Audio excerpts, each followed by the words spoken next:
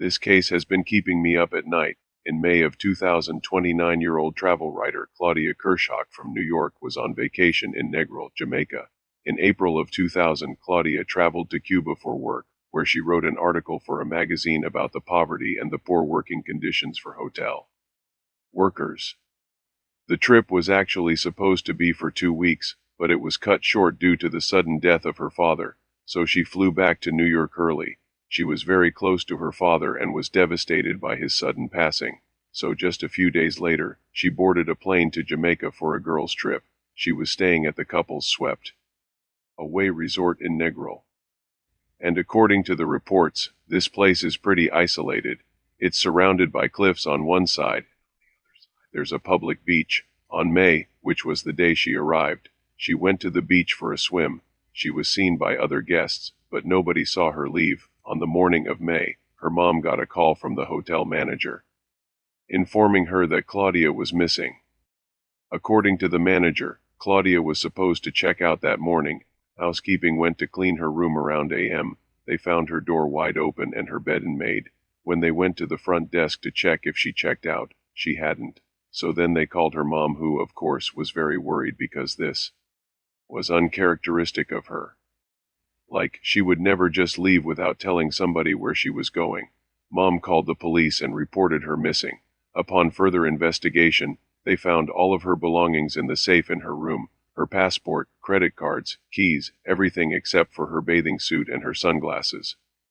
The police also brought in a tracking dog who followed her scent from the beach to the home of a 35-year-old resort bartender named Paul, who told the police that he was the last person who saw Claudia alive. According to Paul, he was working at the beach bar on the afternoon of May when Claudia came up to the bar and asked him for directions to a good club. Since he worked there, he knew of a great spot and told her that they could go there after his shift ended at p.m., so she sat at the bar waiting for him, and when he clocked out at 6, she left the bar with him. They walked along the beach for a little while before parting ways near the main road that runs through Negril. He said they made plans to meet up again the following day. That was the last time anybody had seen her. When the police searched his house, they found the knife that matched the set of knives in the picture that you see here.